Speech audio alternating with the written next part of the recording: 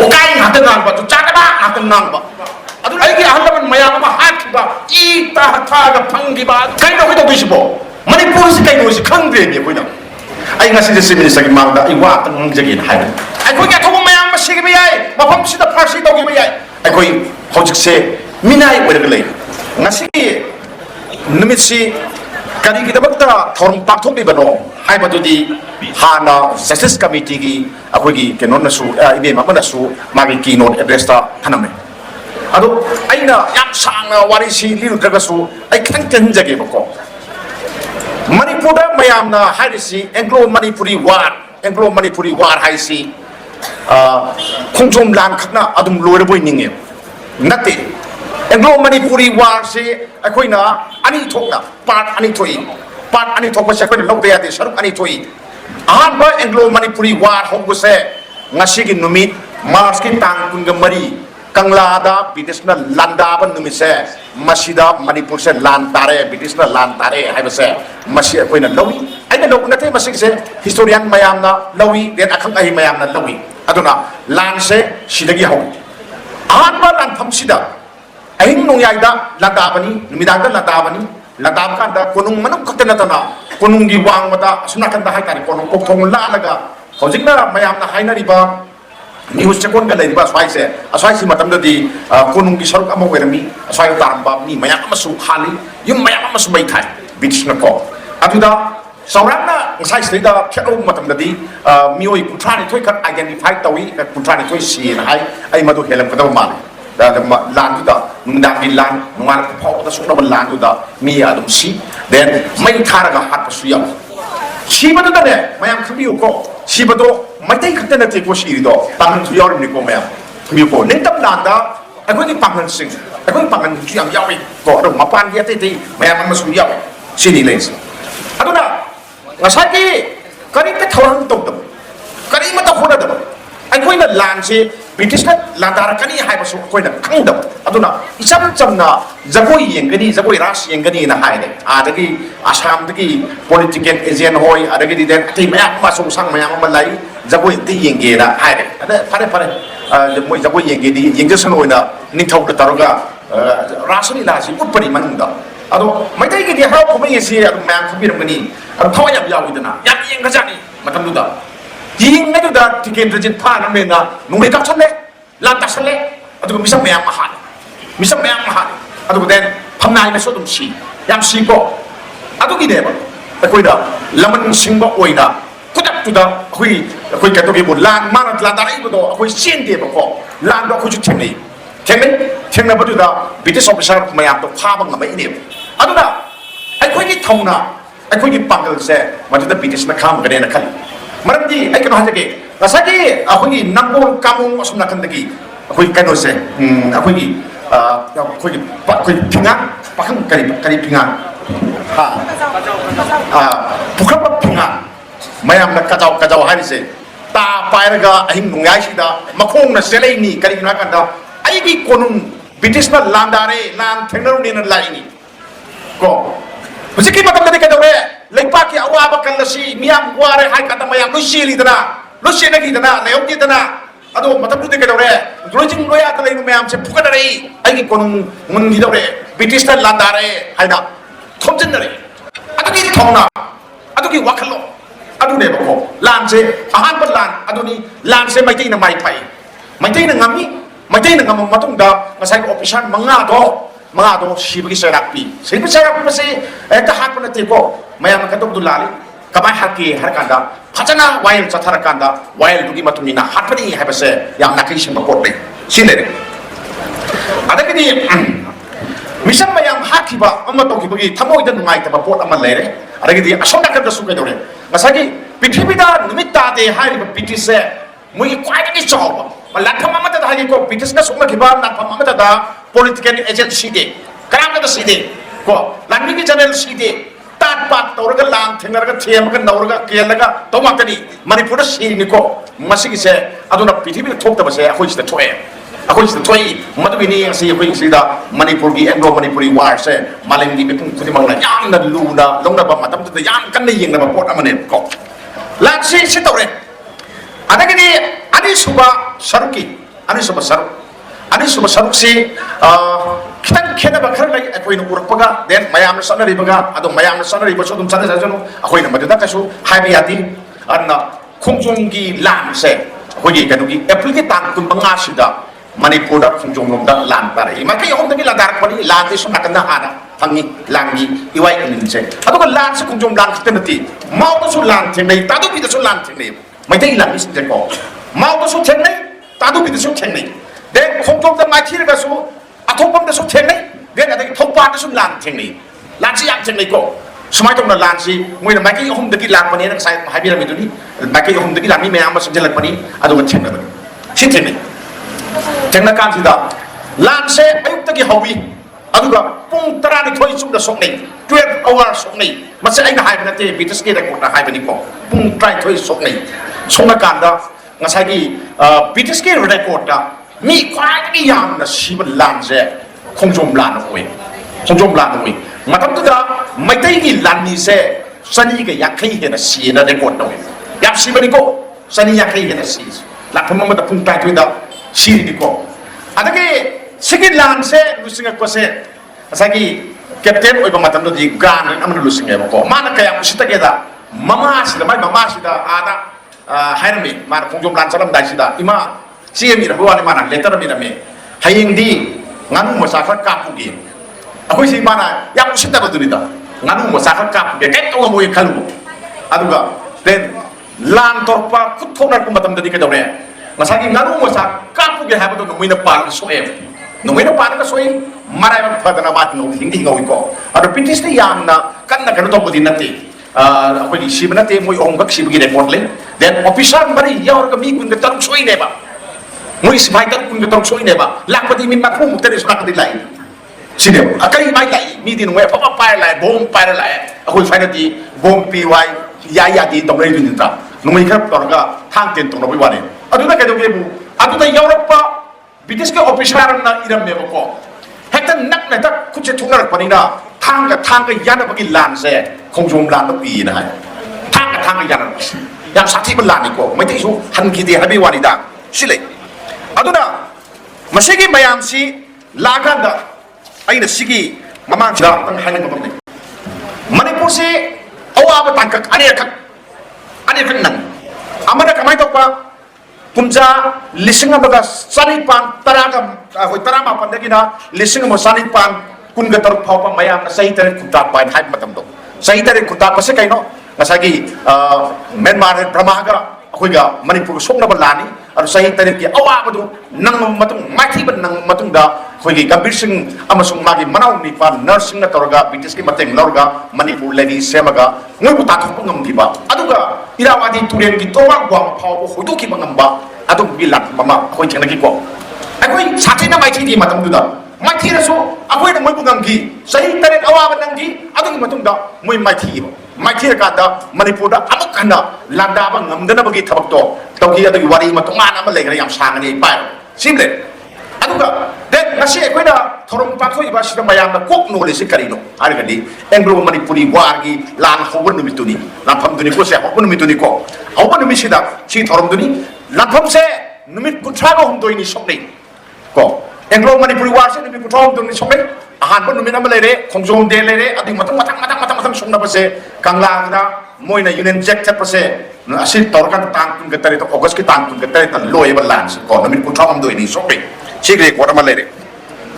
เขาจะไล่ดีไอ้นั่นไอ้นั่นที่ดูสิเราเจนเด็กก็ไอ้คุยไม่ได้เสมันนึกมาฆ่าตำบะอันนี้พังเขียวอามันนะครับมาตำดา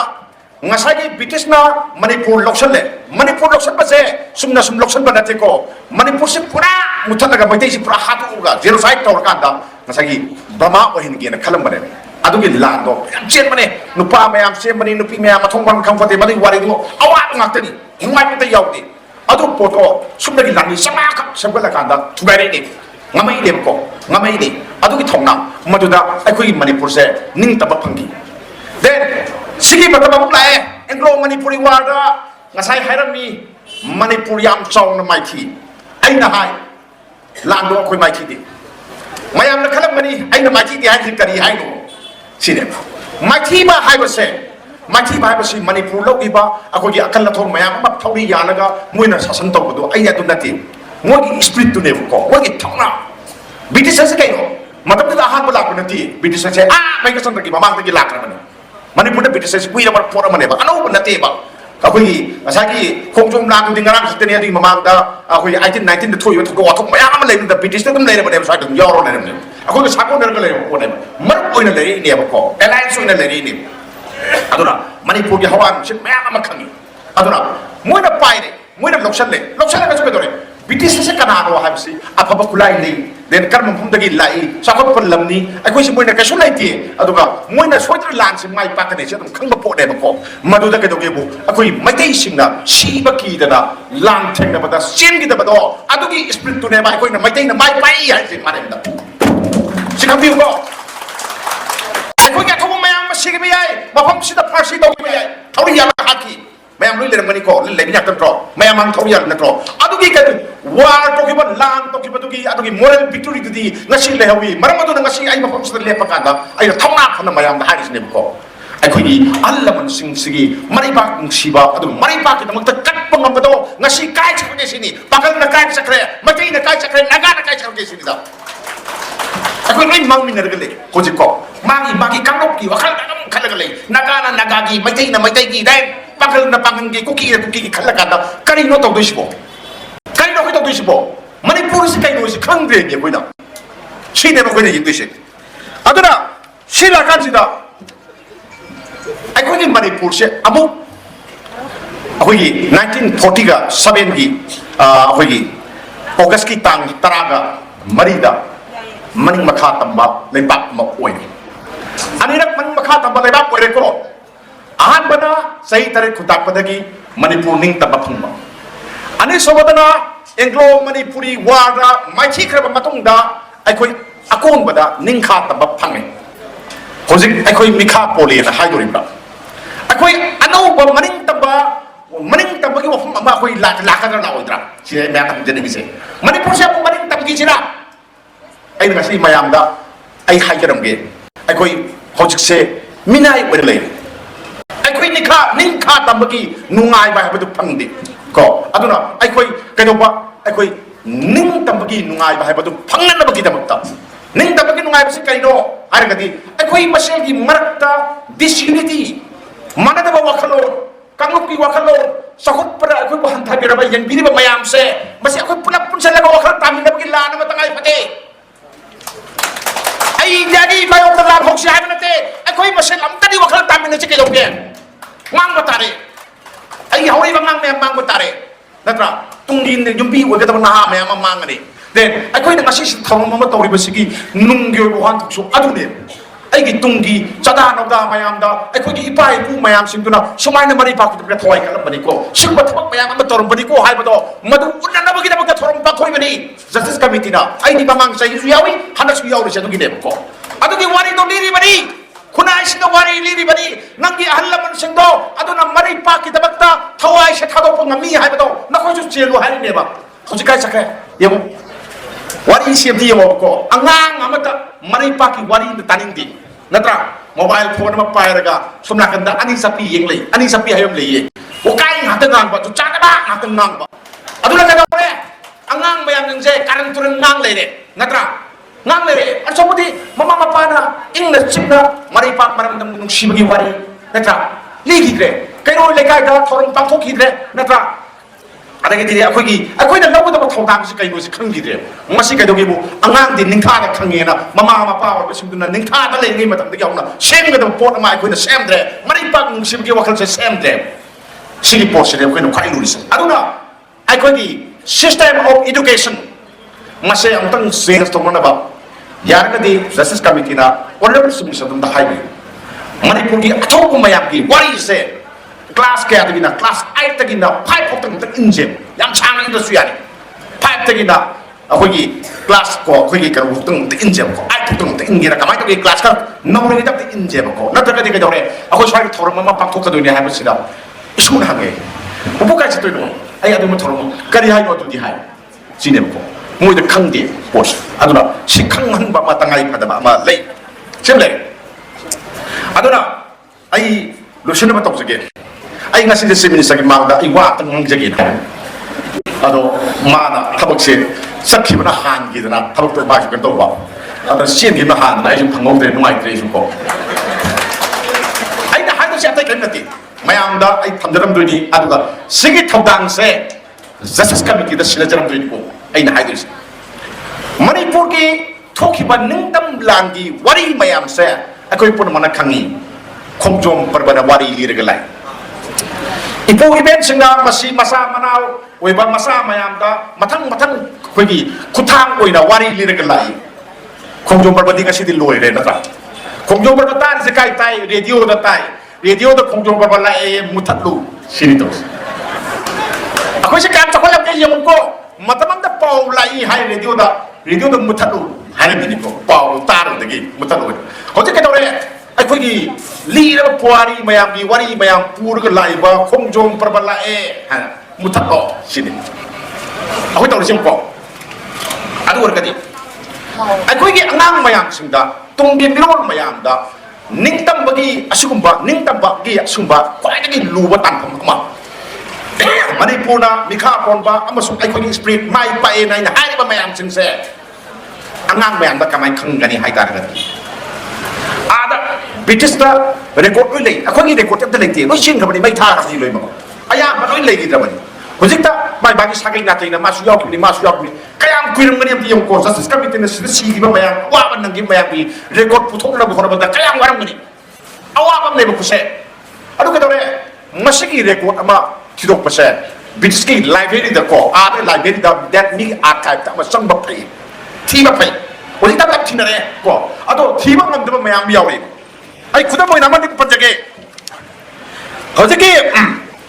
manipur da khoi mayam manung chali ba khoi gi grand hari bak ten grand se mai mamang yam yawi grand se hojiki manipur gi anglo manipuri war ko khoi 1891 gi lan se masi gi da bakta ma se kwai gi soba British की लामी की मंगोंड award से पीएबा कोई side Araga Paramvir चक्र गुमरिदा मा फंगिजे करी कोगे बु मंगोंड पीरी मखलो से विक्टोरिया क्रॉस को विक्टोरिया की क्रॉस से मंगोंड पीबा सोल्जर द पीबा क्वाइट की वांग अवांग बता के क्रॉस पीबा करी नो आरगा मणिपुर की लैंड से ngamba कई नो दि ब्रिटिश ना मणिपुर की लैंड से करी की दमकता याम मरु बोइन लौरी क्वाइट की मरु इन लौरी सिने यमको अखोगे स्वाइददी मतमददी अखंग थोपै वारी याम लेरी लिनजे लाइन लाक मतमगी वारीनी मिगी मतमददी पाउसे फोंगबनिको पाउसे फटाना फोंगब जानी पाउसे फोंगब कानसिदा कमाइना इरमगी हाय कांदा ngसागी कैनोसे अखोगी कुमजा 1891 की मे मंगा दा फोंगबा लंदन मेल दा फोंगेबको फोंगबा सेदा ब्रिटिशना अफगानिस्तान दा लान सोंगनेयबको लान सोंगनबदा मोइना वागिबा मोइन नंगिबा अवाबा अदुगा देन मोइना अदुगा थेंगनागिबा ख्वाइदगी चावबदो लांदो अदु काइन पोइरमदि मणिपुर लान ओये फोंगे सिमलेको अदगिदि कदोरे न्यूयॉर्क टाइम्स अदुगा न्यूजीलैंड फोंगबा दी स्टार इंग्लैंड मेल सिदगी हौरगा मालेंगी सफम खुदिमक्ता मणिपुर की लफम से मणिपुर सुंग में लान से हेडलाइन होना मकुम चावना हापे अदुगा कदरे मणिपुर की सेदा जुबराज टिकेंद्र जितने देन थंगाल जनरल ने थौरी यार हारिदना फांसी तौर हारिदना मधु हाथ मधु कंडेम तौवे पा सिगी था मनों से लाती याम न तेर लोगी अदुगा मधु की बतुम था अनिहुम बाव से पृथ्वी की पावर खबर पाव से मयाम की लिट स्टोरी ओरेगा तुम ले अदुगी पाव से मयाम बदी मणिपुर गवर्नमेंट सिगी आइगी मनिंग द लेजरिबा आर्काइव्स दा थम्ब्रा कॉपी थम्ब्रा अदुनी आई हाइदुसे सिदा हाइनिंग बने को सखिन हाना वन मतम तो द फोंगिबा खबर की कॉपी मयाम दो अदुगी दो अखोई सेदा कॉपी दो खबर कॉपी न तकसु जेरोक्स से थेरा थमुदना आर्काइव दा थमुदना करी हाइ इरमगे दो करी लेगे यमो सिदा करी लेगे यमो को सिदे को थमदे को सिम लेरे अदगिदि अतोपमा ngसागी मणिपुर से लान तौरसे चुम्मेन इ कनाना इनो हाय कांदा अखोगी बेंगोल दा को कोई बुंगो बासी को पाव सेम लेरमी बुंगो बासी ना मान इरम मसिदा कदो गेबु मासे ब्रिटिश इंडिया ना एडिटर ने पब्लिशर ने पूरा फार का जेल थाम थम मणिपुर ना चुमीन इरुबगी मणिपुर ना लाचे चुमीन इरिने को अदुदा अखोई मणिपुर की दबक्ता कदोबा नसागी बांग्लादेश के एडिटर अमा अदु पब्लिशर अमा थाम जेल संगिने बको लांजा राइब नतीबा अदुदा सिगे पाउ मयाम की पाउ से मयाम दा फोंगिबा ऑस्ट्रेलिया दा फोंगिबा इंडिया दा फोंगिबा न्यूयॉर्क दा फोंगिबा मयाम दो अदुगी तो हौजिक लोइनमक लेबनी लेबा तो केदोगे सिदा आइना लेबनी ना पोरोसे थमबदी यारोइने नत्रा गमने खंबम चंगी सीमा अदगी का साइने पंचकी विक्टोरिया क्रॉस न मयाम ताबियो को विक्टोरिया क्रॉस करिगिनो विक्टोरिया क्रॉस मैं पड़ीजे हौजिकी लांदा याम थवाई योरबा मी मयाम हाथिबा कैप्टन ग्रांट टुदी अनलोइद सीरे नत्रा अदो मागी मसा मसु मयाम सिंदुना मतुंदुना पीगिबा क्वीन निथौदुना पीगिबा विक्टोरिया ना पीगिबा क्वाइटगी वांगबा अवार्डी सिमुगनो तो कायतारे मोमेंटो दो सिदा विक्टोरिया क्रॉस तो लिलाम तौरेबो लिलाम तौथोएबो ऑक्शन तौरकादा लुपा करोड़ क्या सिते कांदा अखोगी स्वाइददी लोबिबो ngam मानदेदा 2.6 इंडिया के पैसा दा पाउंड ना 240,000 पाउंड से सिदा लिलाम दा ओके लिलाम में तेनो मैं खपिरबनी लिलाम हाइबनी को अखोई ऑक्शन तौबुनेबो को ऑक्शन तौर मिना लौकीबा अदो केदौरे अखोई केदौई आइगी लेपा को नेखाइबा आइगी अहलबन मयाम मा हाथबा ई ता थागा पुंगिबा दुबा अवार्ड मेडल दो अखोई मणिपुर ना लौर करी थमुजुनो अदो अखोई ngam अखोई खंगदे को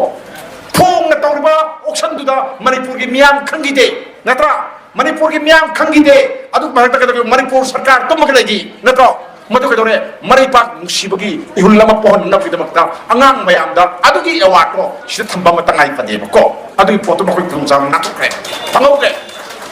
अनि सुबा हदकी मार्च की तांग बहुमदा जनरल ब्रिगेडियर अखोगी रीजनल हाई को माना मणिपुर की लैंड की मतंगा माना इरंब डायरी एमा पी मागी डायरी दो अरसो ऑक्शन तोगे ऑक्शन से कमाई तो केबो मणिपुरी मसा सिंगदा खाई नरगा कोई लगा तो केबो 50,000 रुपया लिसिंग या खैदा कोई लाम से ऑक्शन से ओके ना फुल बयावे को अदो मी मपान लेबा ना केदे कुबा लाम हम लेग्रे लाम हम दा 3 लाख दा लेग्रे पिक खबर डायरी दो मखुने इरबिनी मणिपुर की लाम की मतंगा इरब मैम अदो अखोगी मसागी मणिपाक मुसिबगी ब्रिटिश ना मदुदा थेंगनौबा ओबा मयाम अखो साइदि कया इनजेबको मिगी दिला थम खुदिंगी लो इरसइन नत्रा अदुगी मयाम की डायरी दुबोक्ता अखोगी मणिपुर का मेना अतन लसन बिरगा आर्काइव सिदा लाइब्रेरी दा थमगदी देन सिंग सुनतना देन एग्लो मणिपुर की वार ग मरी लेदबा डॉक्यूमेंट मयाम सिंसे ब्रिटिश लाइब्रेरी की आर्काइव दा की कॉपी एकदम थंबंग मगदी अखोगी मियाम दा मिसिंग नासंगनी अदु तुंगी मिरोदा याम कानबो ओइनी सिंतंग आइना जस्टिस कमिटी दा सिविल सदा हाबिरगा करा काय कनो बजेट तो करा दा हाकेगे आर्काइव दा हाकेरा एग्रीकल्चर दा हाकेरा कना दा हाकेगे करा हापगा अदु बतंगाई खतबा लाका दा लेसन लगा मणिपुर की पुकै ओहौसी ना सिम हाइनिंगबा अदो मतंग सिदा आई लोसिन जरगे मतम सुका सामदोरे वरो बियादि मैं आपनो पॉइंट